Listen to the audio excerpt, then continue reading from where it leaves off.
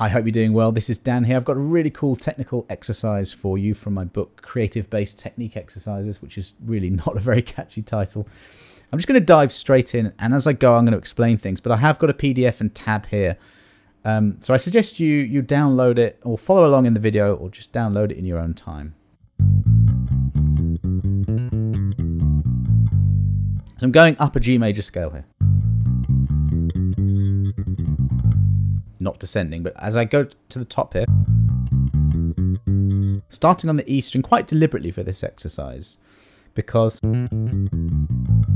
we're ascending a scale and then descending a pentatonic of whatever scale we're on. So it's major pentatonic here. Little hammer on at the top. This is one finger per fret. So in this case, I've got my first finger on the second fret and the other ones line up. And this works on the stretch. Obviously, you've got the coordination between the hands as well. Take this really slow.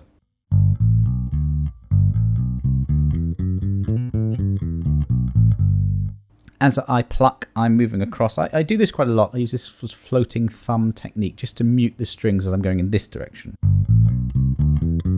It's really important to control note length, but also noise. You don't want any extraneous noise going on. So that would be the first little bit. Next.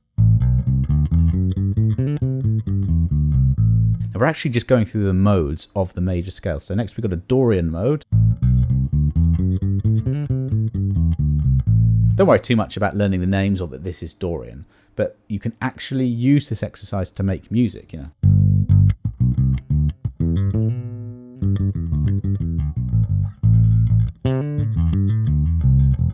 There, I just went to the second bit, but I just did the pentatonic version of it and just make some stuff up over it, okay? Maybe I'm getting ahead of myself. I'll just play. Here, I'm using extended fingering. Extended fingering is where your first finger pops out of this one finger per fret span. So instead of a 4-fret span, you get 5 frets, okay?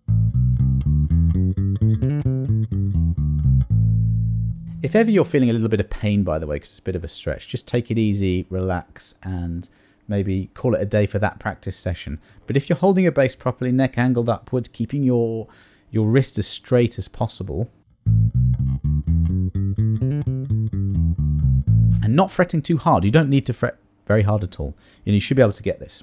Then moving up to the third bit here. We're on a B now. This is your Phrygian mode, which is a minor mode. That's why we come down a minor pentatonic scale. Then the next one, we're on the 4th mode now, so it's Lydian. Almost exactly the same as the first scale, just with a sharpened 4th. As I mentioned, it really doesn't matter if you understand any of this stuff. What we're doing here is we're really working out the 3rd and the 4th fingers here. You know, you've got coordination between the two hands. You've got using all your left hand fingers, your fretting hand fingers. And you'll see a pattern emerging. At the top here, we're doing a little hammer on, which is where you pluck the first note and you really make sure that the next finger to hammer down is curled and quite rigid.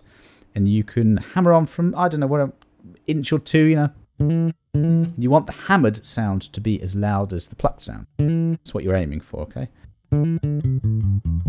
I haven't got a metronome or anything going on. You know, I think what would be really cool with this is maybe having a little shaker loop or something going on in the background. Introduce some timing to this once you've got it under your fingers. Okay, shift across. We are doing hand shifts each time. That's yet another technical aspect that you're working on. When you shift to the D on the 10th fret, you realize it's almost exactly the same as the previous one. This is now a mixed Lydian mode.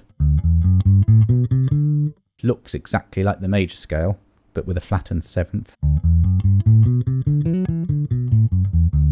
Major, so it's got a descending major pentatonic scale. I'll break away from just going up it, just to show you something musical that you might do once you have this together. So I'm just going to go, the first scale, the G, and I'm going to jump to that D, and I'll just play that as written actually, but just going from there to there.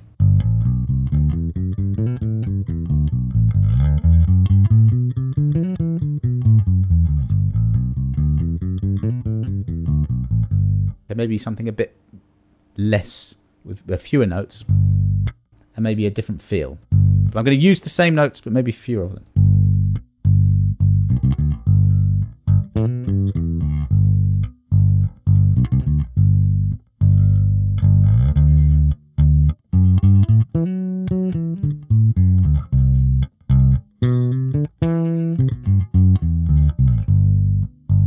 Now that is why I wrote this book, by the way. I wrote musical exercises that sound good to the ear but work on aspects of technique. So in this case, we've got a lot of coordination between the hands. We've got just alternate plucking, little hammer on at the top. But you're supposed to take these and make music with them. That's the idea of this. That's the idea of music. Did you hear what I did there? I was just going to sort of different modes within what we've just learnt and just try to make something up out of them. You can, I mean, the ideas here are just endless. What about just ignoring the scale bit when we went up and just do the pentatonic of whatever? Let's go. I'm going to make this up.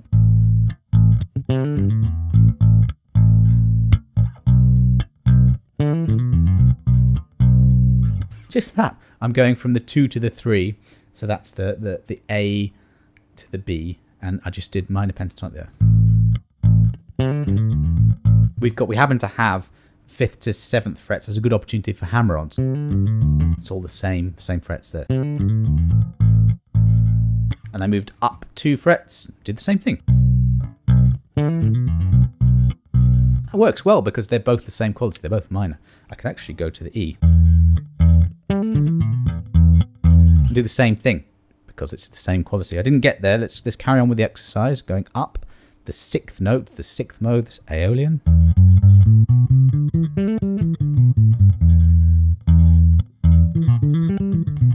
can even just isolate that one section.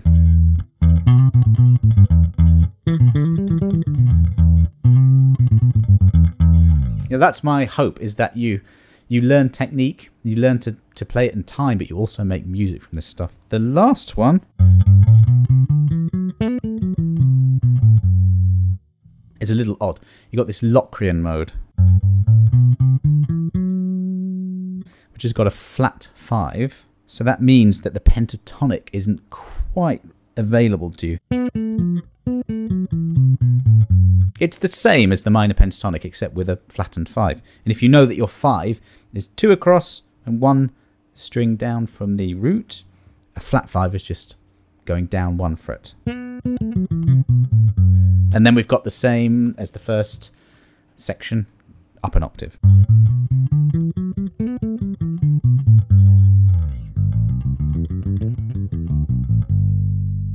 So what you can learn here is obviously technique, but the way that a scale maps out through these different modes. And you can even you can do so much more with this, it's actually quite crazy. I may even do a part 2 to this lesson, because like a triad, what's a triad? The 1st, 3rd and 5th.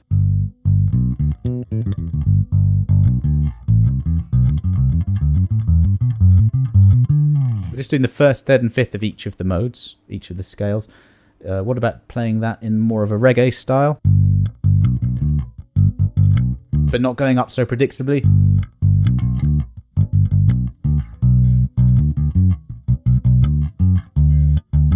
No, let's go.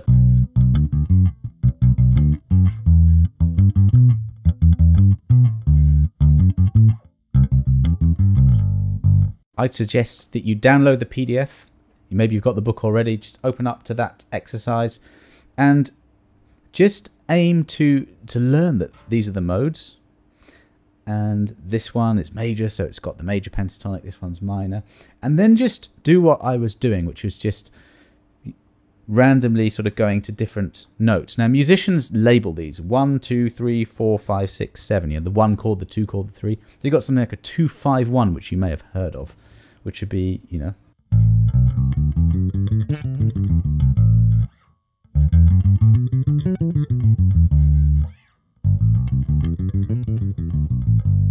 you could do it like that, either playing the exercise as written or making up some sort of a line.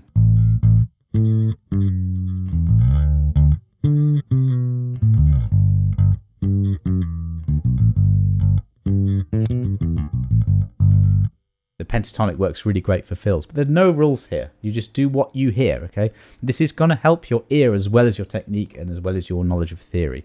So I can't recommend this exercise enough. If I've gone through something in this video that you were like, what did he say there? What was he talking about? Leave a comment below, I can elaborate on it, but I probably could do another lesson just on this exercise. I think it's a really good one to work on a few different ideas at the same time, not just technique. Let's get our knowledge of theory better. Let's use our ear. Let's improvise as we're going, okay? And if you stick with this exercise and do it every day, you'll get obviously much better at it. Perhaps use a plectrum, perhaps.